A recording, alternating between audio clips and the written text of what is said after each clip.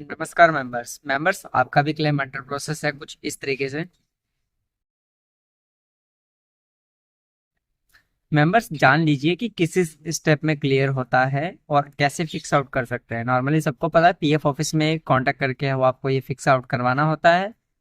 अब देखिए, जब भी आप कोई क्लेम फॉर्म सबमिट करते हैं सबसे पहले वो सिस्टम में इनिशिएट होता है और आपको अंडर प्रोसेस दिखाता है।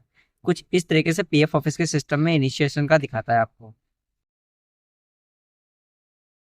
अब इसके बाद में क्या होता है कि अंडर वेरिफिकेशन में जाता है। अंडर का अब है वो अलग अलग स्क्रीनशॉट्स हैं जो मैं आपको भी प्रोवाइड नहीं कर सकता। ये केवाईसी का था इसलिए मैंने आपको प्रोवाइड कर दिया है।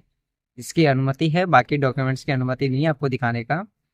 अब इसके बाद में क्या होता है कि अलग अलग एओ के पास में जाता है आपका फॉर्म। उसके अलावा एपीएफसी आरपीएफसी लेवल पे तब जाता है जब आपका अमाउंट ज़्यादा होता है पीएफ का। एडवांस के केस में भी नहीं जाता है और आपका पेंशन विड्रॉल के केस में भी नहीं जाता। वेरिफिकेशन लेवल पे जाता है, अकाउंटेंट के पास में जाता है, कहानी वहीं पे क्लोज। उसके बाद में आपका क्या होता है, जो फॉर्म है वो आगे फॉरवर्ड होता है जैसे सेटल्ड होने वाला होता है ना। और पीएफ ऑफिस को लगता है कि टाइम ज़्यादा हो गया है तो इनको है वो एक रिमाइंडर डालना चाहिए, तो कुछ इस तरीके से आपको मैसेज रिसीव होता है। अब देखिए, अब इन्होंने है वो चेक कर लिया आपका फॉर्म रिजेक्ट या एक्सेप्ट कर दिया। उसके बाद में जब आपका क्लेम सेटल हो जाता है तो कुछ ऐसा मैसेज आता है आपको। और अगर रिजेक्ट होता है तो ऐसा मैसेज आता है। ये दोनों सेम डे होता है। उसके बाद में आपका जो पैसा है, जो भी पैसा जमा करना होता है उसके लिए फाइनेंस विभाग में आपकी फाइल को भेज दिया जाता है। वहां पे क्या होता है, आपका जो फॉर्म है उस पे पहले देखा जाता है 15G 15H फॉर्म भरा है कि नहीं।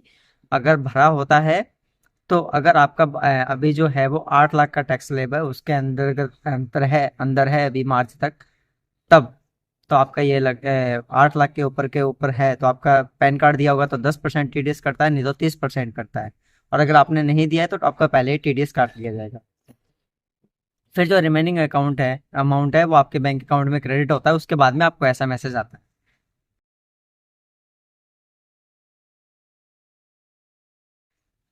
तो ये तो है नॉर्मली प्रोसीजर। इसको क्लेम को कैसे सेटल करना होता है, इनका है वो क्या होता है 15 से 20 वर्किंग डे में नॉर्मली सेटल होता है। लेकिन कई बार टाइम ज़्यादा लग जाता है, एम्प्लॉयर से कोई डॉक्यूमेंट हो गया, आपसे कोई डॉक्यूमेंट कलेक्ट हो करना हो गया और कुछ उस चक्कर में है वो ये डिले हो जाते हैं, या फिर कोई टेक्निकल एरर आ गई कुछ और उस रीज़न से भी रिजेक्ट होते हैं कई कई बार केसेस के अंदर। नॉर्मली ये है। अगर आपको फिर भी ये जानना है कि इसका है वो आप कंप्लेंट कैसे डाल सकते हो, कैसे रिमाइंडर डाल के इसको जल्दी क्लोज करवा सकते हो, तो ये वाला वीडियो आप एक बार से जरूर चेकआउट कर लेना। ठीक है, मिलेंगे नेक्स्ट अपडेट में, तब तक के लिए जय हिंद, धन्यवाद।